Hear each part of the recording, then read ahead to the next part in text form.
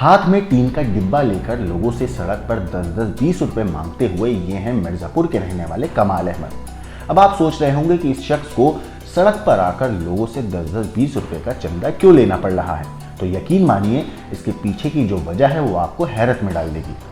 तो आपको मैं ये कहानी बताऊं उससे पहले आप कमाल अहमद की जुबानी सुनिए कि आखिर उनके साथ हुआ क्या है।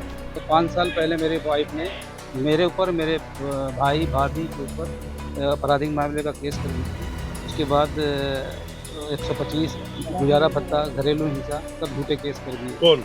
वाइफ ने। किसकी? मेरी वाइफ ने। नमस्कार, मेरा नाम है मोहम्मद आसिम। और तो सुना आपने इस पति का दर्द, कैसे कैमरे पर आकर कमाल अहमद ने बताया कि इनकी बीवी ने इनके पूरे परिवार के ऊपर झूठे मुकदमे लगाकर सालों से इन्हें अदालत और कोर्ट कचहरी के चक्कर कटवा रही है। वैसे आपने पति के द्वारा पत्नी को बेदखल करने के मामले तो कई सुने होंगे और देखे भी होंगे, मगर मिर्जापुर में एक पत्नी के द्वारा एक पति को उसके ही बनाए हुए घर से बेदखल करने का ये मामला सामने आया है। पत्नी के द्वारा न केवल अपने पति को घर से धक्के मारकर निकाल दिया गया, बल्कि पति के ऊपर कई झूठे मुकदमे भी दर्ज करा दिए गए। ये आरोप पति कमाल अहमद ने लगाए हैं। मगर पति कमाल अहमद का ये भी कहना है कि इन झूठे मुकदमों की पैरवी करते करते अब वो कंगाल हो गए हैं और थक हार कर उन्होंने जिला मुख्यालय पर अपना दर्द बयान करने के लिए पहुंचे और कैमरे पर उन्होंने अपने साथ हुई पूरी की पूरी जो दर्द तकलीफ है वो सब कैमरे पर उन्होंने बयान किया कि कैसे उनकी पत्नी ने उन्हें परेशान किया, कैसे उनकी पत्नी ने उनके ऊपर झूठे मुकदमे दर्ज कराए, उन्हें अपने घर से निकाल दिया। दरअसल कमाल अहमद ने पत्नी के उत्पीड़न को बयान करते हुए ये भी बताया कि कैसे उनके साथ 5 सालों में उनकी पत्नी ने उनको घर से निकालने के बाद दर दर की ठोकरें खाने को मजबूर कर दिया है। ये पूरा मामला कटरा कोतवाली क्षेत्र के नटवा मोहल्ले का है, जब इसी मोहल्ले के रहने वाले कमाल का निकाह तकरीबन 30 साल पहले हुआ था। इनके 3 बच्चे भी हैं और तीनों बेटे हैं। बेटे हुए, शादी हुई, जाहिर सी बात है, तो उन्होंने भी सोचा कि क्यों ना देश के बाहर जाकर थोड़े पैसे ज़्यादा कमाऊं और अपने बच्चों को अच्छी ज़िंदगी दे पाऊं, अपनी पत्नी को हर सुख दे पाऊं। तो ये ओमान चले जाते हैं, ओमान में जाके नौकरी करने लगते हैं।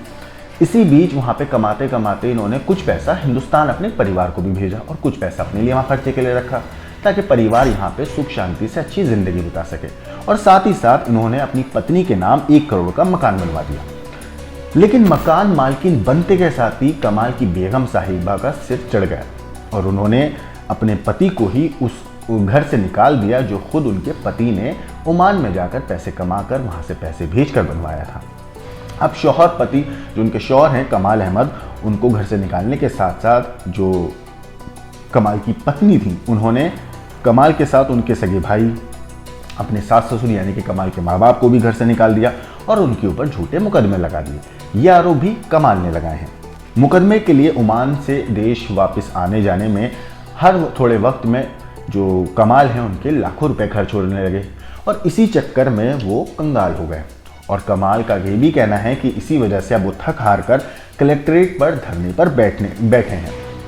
पूरा परिवार बिखर गया है। कमाल का आरोप है कि पत्नी के द्वारा दर्ज कराए गए मुकदमे झूठे हैं और कई साक्ष्य दिए भी, लेकिन कोई सुनवाई नहीं हुई। कई जगह की ठोकर खाकर मजबूर होकर कलेक्ट्रेट में धरने पर बैठना पड़ रहा है। अब इस पूरे मामले पर कमाल ने कहा क्या है, आपको वो पूरी मैं वीडियो सुनाता हूँ। पहले वो वीडियो सुनिए, उसके बाद आगे बात करते हैं। मैं ओमान में सर्विस करता हूँ। 5 साल पहले मेरी वाइफ ने मेरे ऊपर, मेरे भाई भाभी के ऊपर आपराधिक मामले का केस कर दी थी। उसके बाद 125 गुजारा भत्ता, घरेलू हिंसा, सब झूठे केस कर दिए। कौन? वाइफ ने। किसकी? मेरी वाइफ ने। अच्छा, कब शादी हुआ था आपका? शादी हमारा नवंबर 2092, सॉरी 1992।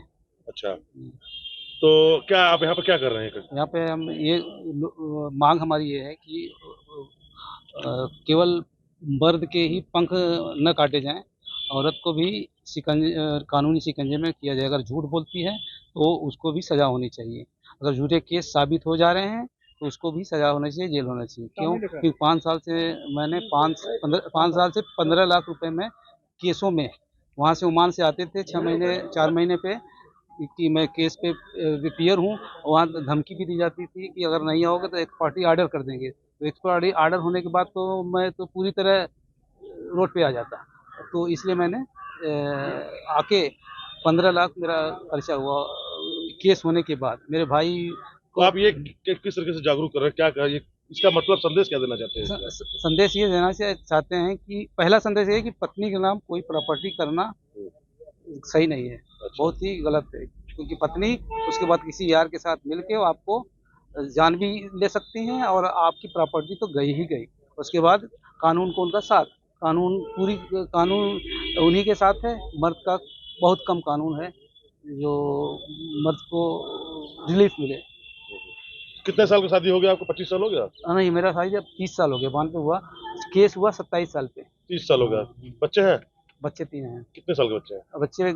बच्चा 30 साल का हो गया 30 साल। और दूसरा 26 साल, तीसरी बेटी है। और भी डिमांड कर रही है पत्नी अभी भी? आप अभी केस चल रहा, 5 साल से केस चल रहा, गुजारा भत्ता से। मैं अच्छे से लड़ा, अच्छे से हर डेट पे आया।